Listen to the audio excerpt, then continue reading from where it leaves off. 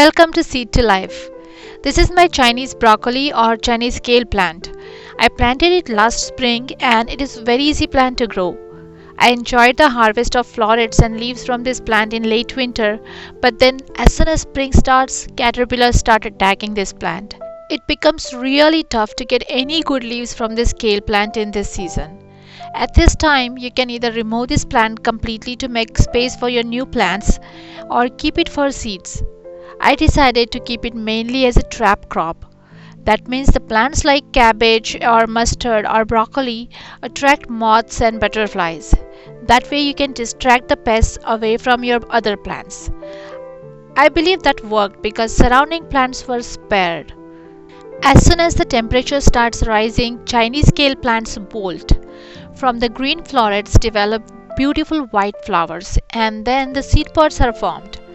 I decided to keep the plant because the flowers were very beautiful and they were attracting bees and other beneficial insects.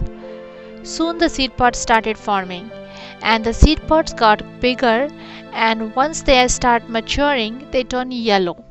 You can wait for the pods to completely dry to get the properly developed seeds. But accidentally one of the flowering branches broke and I had to harvest some seeds early. I still have more seed pods on the plant that are not completely ready. You can see how the seeds are getting bigger and the pods are getting bigger. I will wait for the pods to completely dry before harvesting them. Now let's harvest some seeds from our dried pods.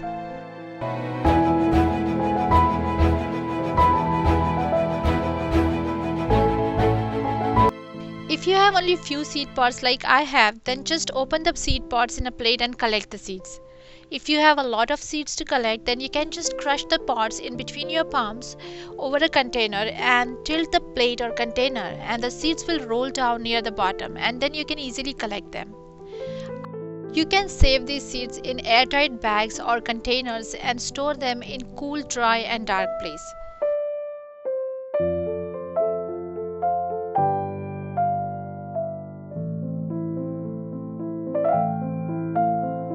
The plant doesn't stop producing yet. If you cut off the main stem, many side shoots develop and start growing as new plants. My plant has started producing again, and since there are no pests, I can enjoy my salad worry-free. A big thanks to you for watching my videos and supporting my channel Seed to Life. Please click subscribe for more such videos and updates.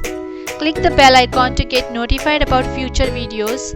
And feel free to reach out to me through comments, Facebook, Twitter or Instagram if you have any questions. I am posting the links in the description.